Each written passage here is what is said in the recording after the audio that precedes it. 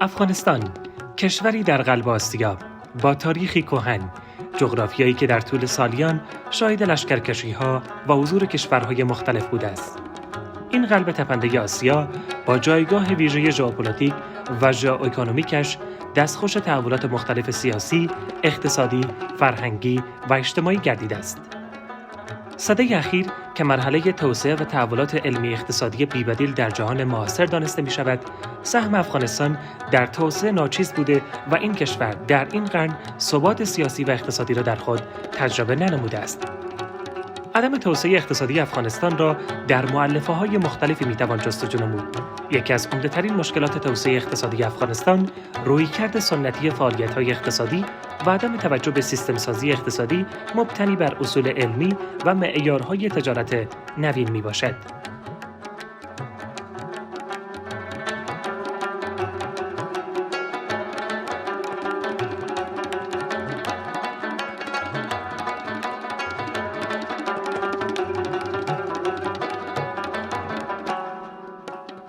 اراد، نبض اقتصادی افغانستان.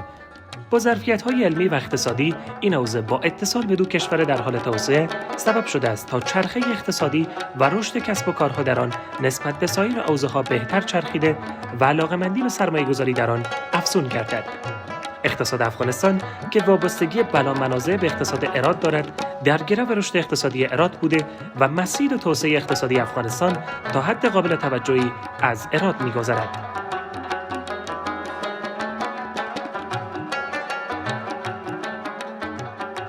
تجاران و سرمایه‌گذاران این سرزمین باستانی مهد علم و هنر تلاش نمودند تا در شکوفایی اقتصادی افغانستان باعث ایجاد مشاغل جدید و توسعه کسب و کارها در افغانستان شوند.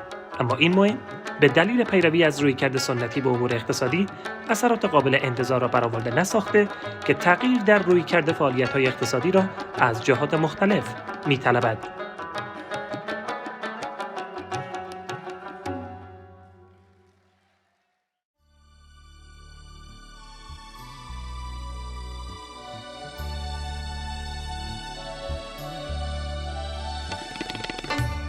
دغدغه عبور از تجارت سنتی و ورود به عرصه تجارت نوین در میان متخصصان و نخبگان طی سالیان اخیر وجود داشت.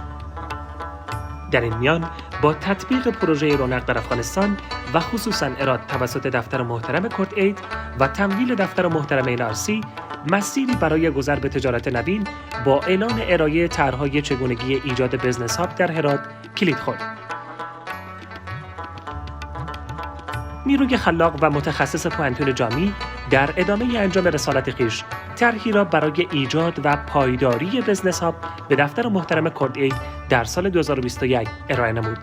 همزمان با ارائه طرح ایجاد بزنس هاب توسط پوانتون جامی، سایر نهادهای تحصیلی نیز طرح‌های خویش را به دفتر محترم کورت اید ارائه و تقدیم نمودند که در نهایت پس از تحلیل و ارزیابی طرح ارائه شده پوانتون جامی مورد پذیرش قرار گرفت و رهبری پوانتون جامی مصمم به ایجاد و پایداری نخستین بزنس هاب در افغانستان گردید.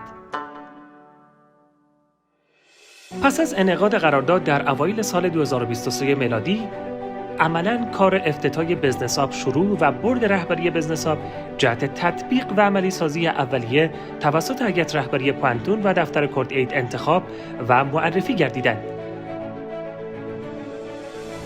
بر اساس فیصله هیئت رهبری نهادهای فوق، محترم میرعثمان ایوبی به عنوان رئیس عمومی، محترم دکتر عتیق الله رحیمی رئیس معاون بزنس هاب، محترم استاد شمس الحق فضل رئیس مشاور اقتصادی و محترم استاد یحیی مجددی رئیس کارشناس امور حقوقی به عنوان بورد رهبری تعیین گردیدند.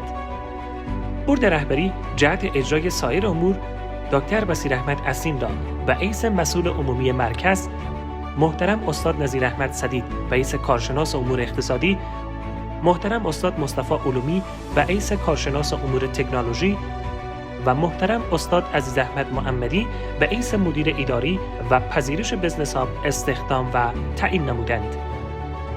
بزنس هاب علاوه بر در اختیار داشتن تیم متخصص و متعهد دارای امکانات ذیل بوده که از این پس در اختیار کلیه شرکت‌ها و استارتاپ‌های عضو این مرکز میباشد. از مهمترین امکانات این مرکز میتوان به سالن کنفرانس‌های مجهز به سیستم‌های عصری تکنولوژی، سالن آموزشی استاندارد، کامپیوتر لب با اینترنت پرسرعت، اتاق‌های مشاوره، اتاق‌های اجاره‌ای، نمایشگاه عرضه محصولات،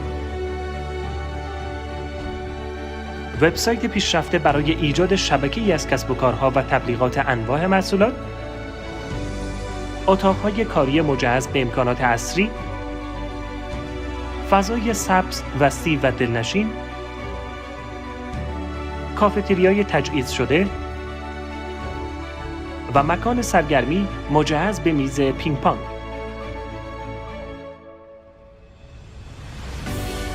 کلیه شرکت‌ها و استارتاپ‌ها با عضویت به بزنس هاب از خدمات و امکانات ذیل می‌توانند بهره‌مند گردند.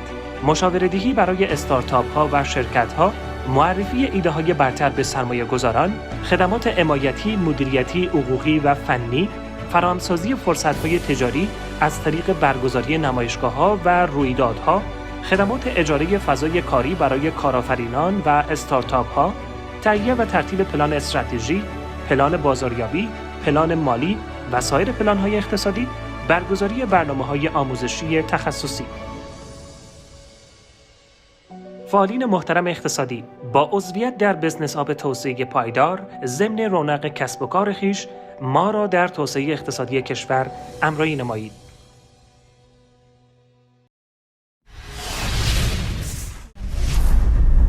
بزنس هاب، نردبانی برای توسعه کسب و کارها.